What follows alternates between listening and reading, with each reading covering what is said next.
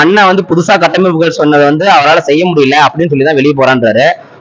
அண்ணன் சொன்னது வந்து அந்த கட்டமைப்புகளுக்கு எதிராக இருந்த மாதிரி நினைச்சு வெளியே போயிட்டாருங்களா? அந்த கட்டமைப்பு எல்லாம் உடையுது அப்படின்றதுனால வெளியே போயிட்டாருங்களா? எதனால? அதாவது இதுல எப்படி முரண் வந்தது? அவரை எப்படி முரணா அவருக்கு தோணுச்சு? இந்த உறுப்பினர் இந்த இந்த பட்டியல் என்ன பண்றாங்கக்கா, ஒரு வருஷத்துக்கு முன்னாடி ரெடி பண்ண தயார் பண்றாங்க, அண்ணனுக்கு அனுப்புறாங்க.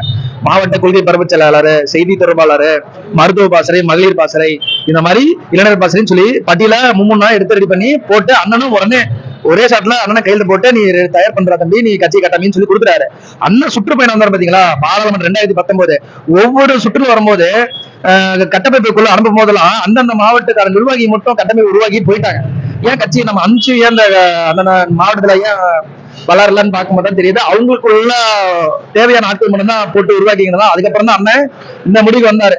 50 கிளைக்கு ஒரு பொறுப்பாளரை யார் கட்டமைச்சு தராங்களோ அதுக்கு மேல நம்ம மேல்மட்ட பொறுப்பாளர் போட்டு தொகுதியை வந்து மாவட்டமா அடிச்சுட்டலாம் அப்படின்னு வரும்போது இவங்க முரண்பட்டு பல்வேறு மாவட்டத்துல இவங்க மாவட்ட குழு வச்சிருக்காங்கல்ல, 234 தொகுதியிலுமே 38 மாவட்டத்திலுமே மாவட்டத்தில் குழு வச்சிருக்காங்க. ஒருத்தர் முரண்கார 20 பேசுவாங்க, என்ன அண்ணன் அறிவிச்சுட்டாரு, இதை நமக்கு எப்படி போய் சொல்றது, 134வது வட்டத்துல நம்ம மாவட்டத்துல சொன்னா காவல் நிலையத்துல எப்படி நினைப்பாங்க, நமக்கு இந்த ஒரு சொல்றதுக்கே வந்து கூச்சமா இருக்கு, அதனால இதுல இருந்து வெளியே போயிடலாம், அண்ணன் நம்ம இப்படி தீர்மானம் போட்டா அண்ணன் வெளியே வருவாருன்னா. அண்ணன் ஒரு முடிவு எடுத்துட்டாருன்னா அதுல பின்வாங்கவே மாட்டாரு.